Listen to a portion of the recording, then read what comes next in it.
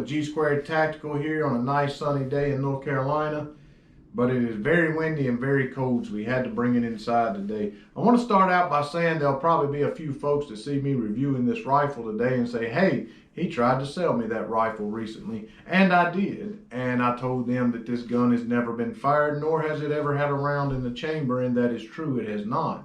Not because I didn't want to shoot it, but I purchased this about 1.5 years ago, and when I purchased it, I was only able to get 2 boxes of ammunition, and we wanted to take it out to the range, but then ammunition became almost non-existent in the 17 HMR, and when you could find it, it was just outrageous, and it just takes all the fun out of shooting the rifle. So I just kind of have it sitting in the safe, and you know, I said I'm just going to sell the gun, you know, maybe buy it again another day if things get better. And I was wanting to buy this in a burnt bronze color, but never could find the 17 HMR in the burnt bronze. So I ended up with this black one. So I'll probably buy this gun again one day after I sell it, but it's going to be when things are different with ammunition. So anyway, and also a big selling point for me anyway, and I was trying to sell it on this, is that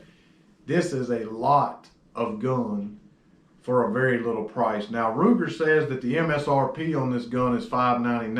I've literally never seen this gun for sale for anywhere close to that price. I think one time I seen it on a website, I can't remember what website it was, for $5.29, but it was out of stock. But I purchased this, as I said, a little over 1.5 years ago. I paid $4.79 plus tax at Academy Sports and Outdoor. I think I used my card, saved an additional 5%, and I barely have over $500 in this gun. So I think that deserves a big wide-eyed emoji going across the screen, because when I tell you about all the features available on this gun, you're gonna probably agree with me that that's a lot of gun for a very little price. So we'll start here at the back and try to work our way forward, and I hope I can do this thing justice. So we have a really nice butt pad here, nice, thick, cushiony, rigid, has a nice Ruger logo here on it, and I have some 12 gauge shotguns in this safe that does not have as good of a buttstock pad as this one does. And so again, that's just one goodie, one feature. With the recoil of a 17 HMR, you probably could have just let the back of the plastic, probably didn't even need a butt pad, and it would have been perfectly fine. So that's a nice feature on the gun that they added that they did not have to do. So if we go ahead and move forward here, notice, most people notice this tactical style, quick fit, Ruger Precision adjustable stock, so it's adjustable for comb height and length of pull. The length of pull can go from 12 inches all the way up to 15.5 inches. Nice indicator marks for the comb and the adjustable pull, so that if you do make some adjustments, you don't like what you've done, very, very easy to get it right back where you found it, back to where you liked it before you made any adjustments. It does have a nice Pic Rail at the back of the stock here, a 4-slot Pic Rail, so it'd make it super easy for if you wanted to maybe have a rider bag or a monopod mounted on there. Very, very easy to do that. Again, just a nice little touch.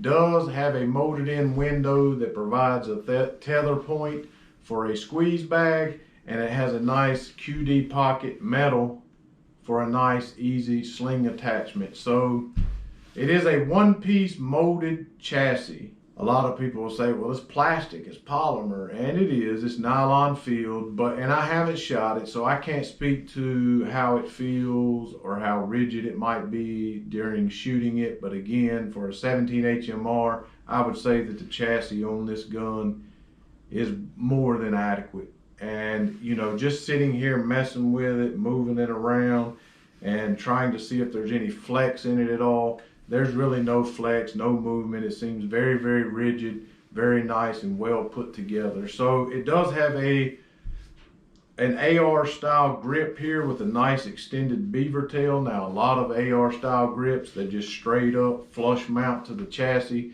and does not have this nice extended beaver tail on here. And as most of you know, if you watched our channel before, some of our other videos, if I buy an AR-15 or a rifle that does not have an extended beaver tail grip on it, I always replace it if it is possible. So again, just another nice thought out feature that was added, or should I say it was standard from the factory for this firearm from Ruger. So again, another nice little touch for a very low price on this firearm. So it does have a large gun bolt throw adjustment, allowing shooters to change from 1 1/2 inch bolt throw to a short action 3-inch bolt throw. Again, super nice feature for a very, very low price gun. So we'll move on down to the Ruger Marksman trigger that can be adjusted from, are you sitting down, 2.25 to 5 inch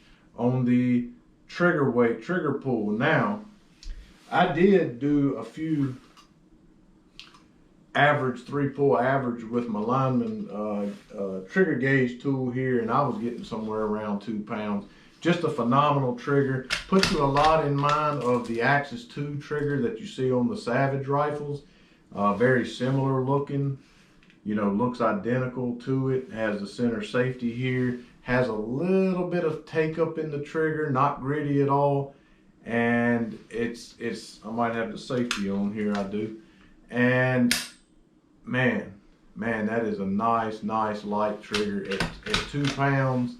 That is a very, very light trigger, and it breaks. Now, like I said, it does have a tiny bit, maybe 1/8 of an inch or so of take up. It does not feel gritty or weird or anything like that. And when it hits the wall and it breaks, man, it's a nice trigger. It's right where you want to be for a trigger on a nice precision rifle, and there's zero over travel once it breaks. So again, just a very nice, you know, it's a Ruger Marksman trigger, but it puts me a lot in mind of the Axis 2 trigger that you see on the Savage, if you guys know what I'm talking about on that. It does have a nice grip safety selector on here that is extended for easy reach and max control, and it is reversible and can be configured with most AR style grip selectors.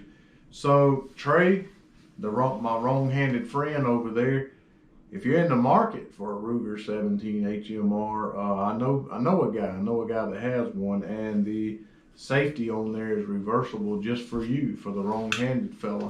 And so anyway, it does have at the top here a nice anodized Pic Rail 1, 2, 3, 4, 5, 6, 7, 8, 9, 10, 11, 12 slot Pic Rail.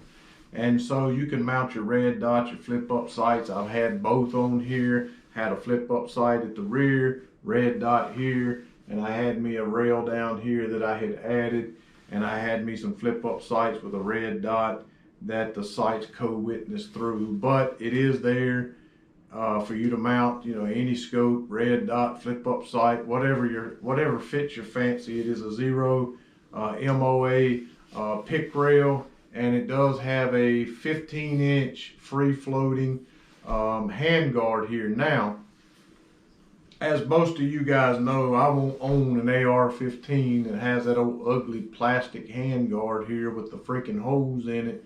I think that is so ugly, so cheap looking. Long free floating handguards here with M-LOK that will receive M-LOK attachments is something that is synonymous with more expensive rifles and always has been. And so that is another nice free feature for this gun at the price point it's at. And again, it's free floating and 15-inch. Has 1137 alloy steel, barrel 18 inches, very nice rifling, 1 9 twist with 6 grooves. The barrel is threaded 1 by 28, 1/2 by 28 for, you know, basically that's just your standard.